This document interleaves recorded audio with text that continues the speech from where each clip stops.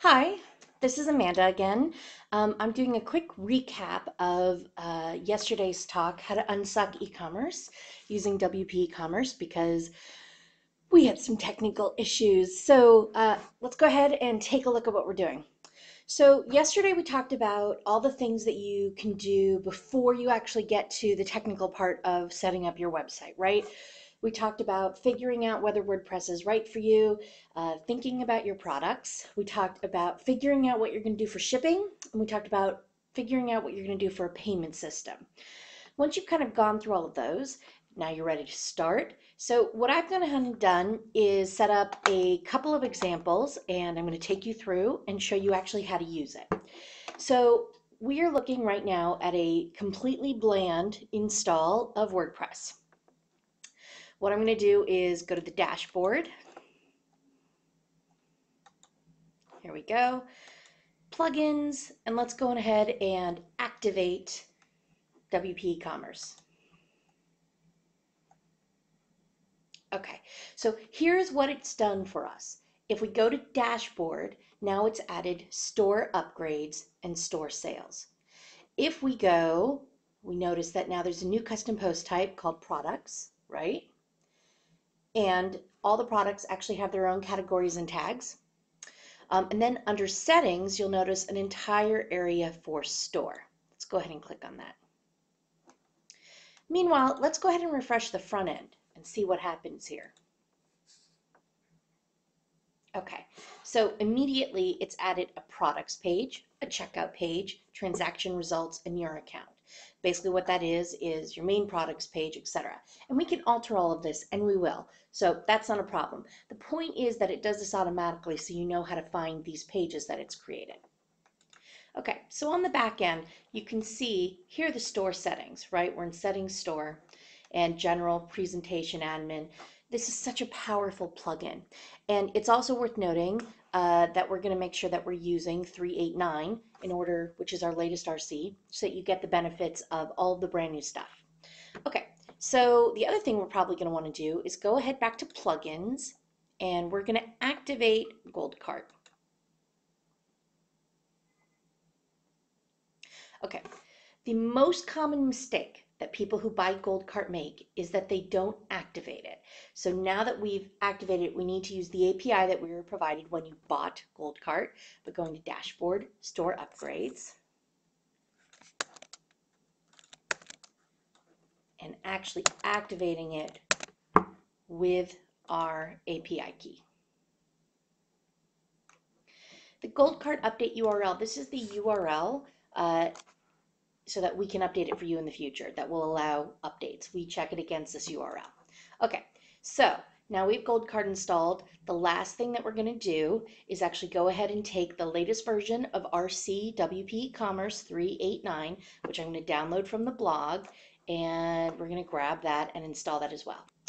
Okay, we've gone ahead and updated WP Commerce to the latest version of 389. So now we're just starting with a blank WP Commerce. So the first thing that it's going to tell us is to update your active theme. So because we're creating these new pages, we have a couple of theme files that we create just for WP Commerce. And we actually make it pretty easy for you to move them from your plugin to your theme. And you do that in the presentation tab.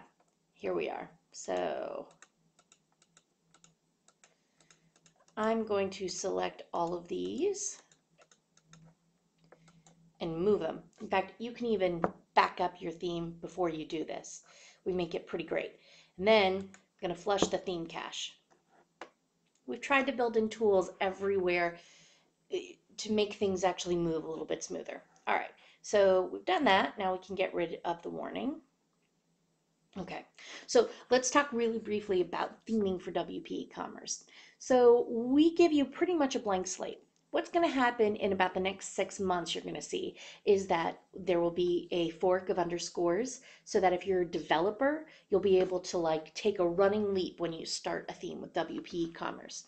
We're releasing a parent theme so that if you are a theme developer or you are just somebody who wants to use WP Commerce as a user, you have a great kickstart as a way to get into it and to encourage our theme developers to actually work with it.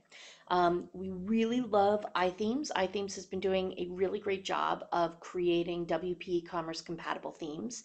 We're going to take a look at Market in a little bit.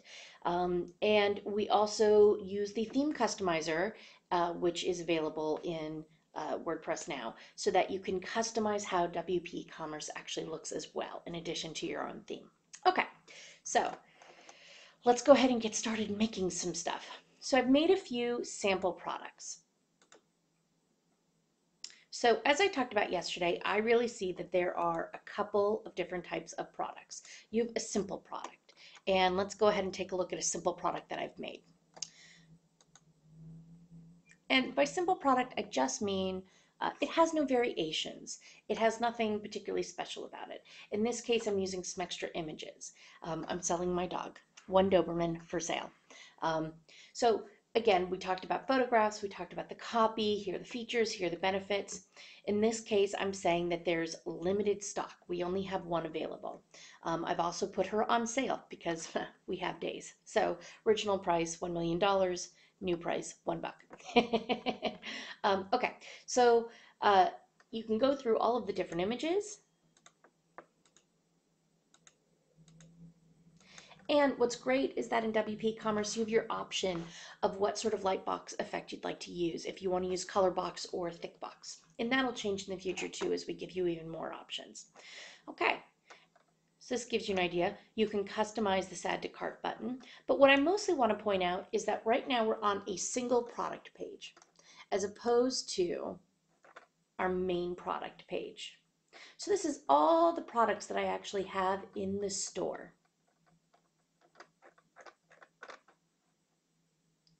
So after I've gone ahead and bought the one Doberman available, you'll see it now says sold out because we controlled the stock.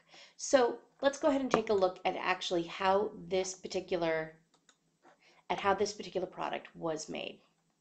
So I'm going to go to products. Let's go ahead and edit her. Okay, so your title, this is just like the WordPress interface. Your title is the title, the description is the description. They're product categories and product tags, and you can go ahead and alter those from right inside the post. Okay, there are variations, but we don't have variations in this case because it's a simple product, so no problem. The additional description, that's your excerpt. If this was a downloadable product, this would be where we control that, but it's not. So what we've done, we've created a featured image, something you're probably used to in WordPress, and we've managed additional images. Now, additional images, you'll be allowed to upload those, but you'll only be allowed to use them and see them if you have Gold Card. So that's why you want Gold Card. So now we go down to shipping. So here's a key that people often forget. What makes shipping work if you're not using flat rate is inputting size or weight. So you need to input size and weight per product in order for the shipping to really work, because otherwise the shipping has no idea how to calculate what it is you're selling. So here's where we input all of that. You could in fact put in a flat rate here if you wanted to as well. Disregard shipping for this product if it's free or if it's a download and you don't need to ship it. Okay, so price control. Obviously, this is where you control both the price and the sale price. And you can actually add different currencies here. You could say this is a donation. So in other words, it's going to activate donations within WP Commerce, but it will allow you to input a number instead of saying it is this price. I'm not allowing donations for my dog. Okay, table rate price as well to create a table where it pulls in that information automatically.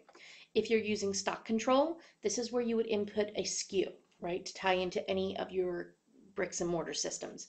Now, here's how we control stock. In this case, this is not a download. We don't have unlimited stock. We have one item. So I have clicked the button to say I have limited stock. I've said I have one, quantity one, and I'm going to say notify me if it runs out, notify me if there's a problem. And then I'm also going to say unpublish the product if it runs out. Why would you unpublish or not unpublish? So if you unpublish, it means nobody even knows the thing exists, right? But on the other hand, if I've sold out of my one Doberman and I have other people come in and they say, well, I want the next Doberman available. I know there's not any available now, but I want the next one. That's a great marketing device. So let's go ahead and unclick that. Taxes.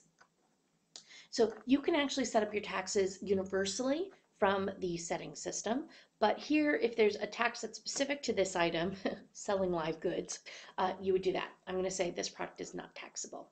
We can enable comments or not enable comments.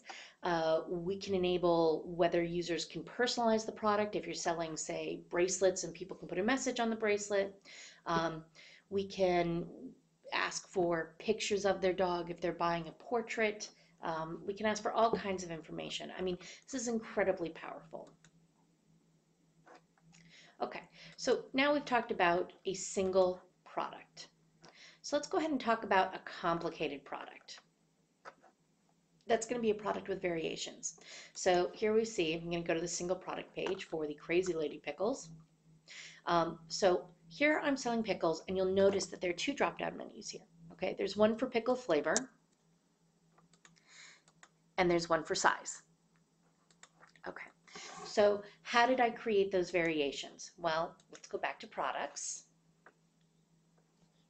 Okay, let's go to Crazy Lady Pickles.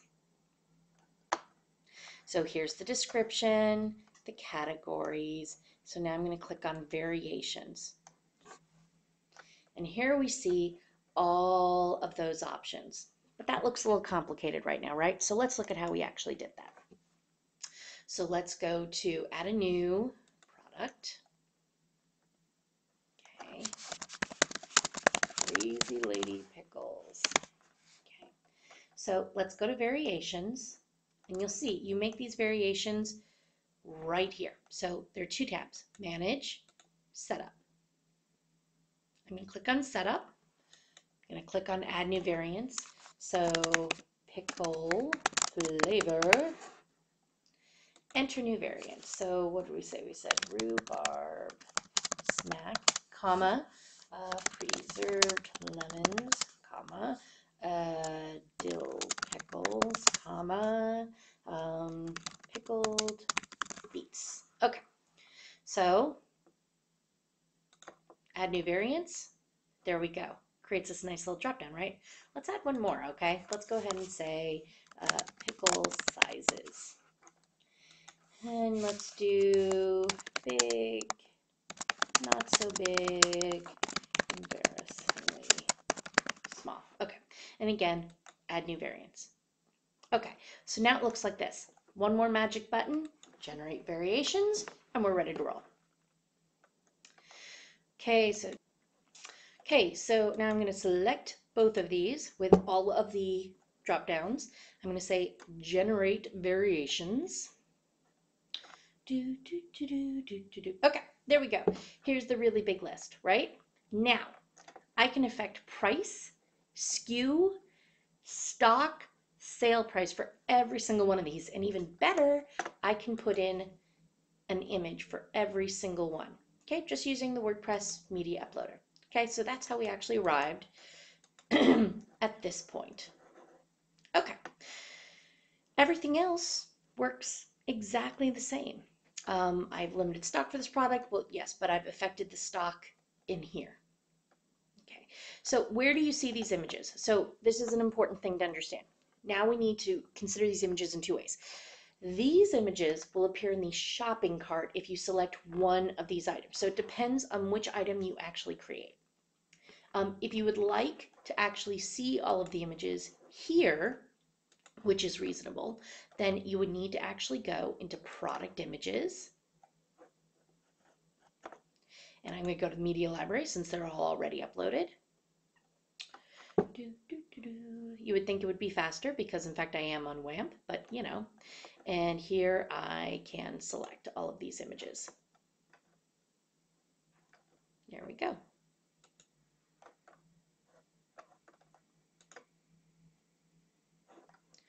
All right, so now we've covered two kinds of products, simple and variations.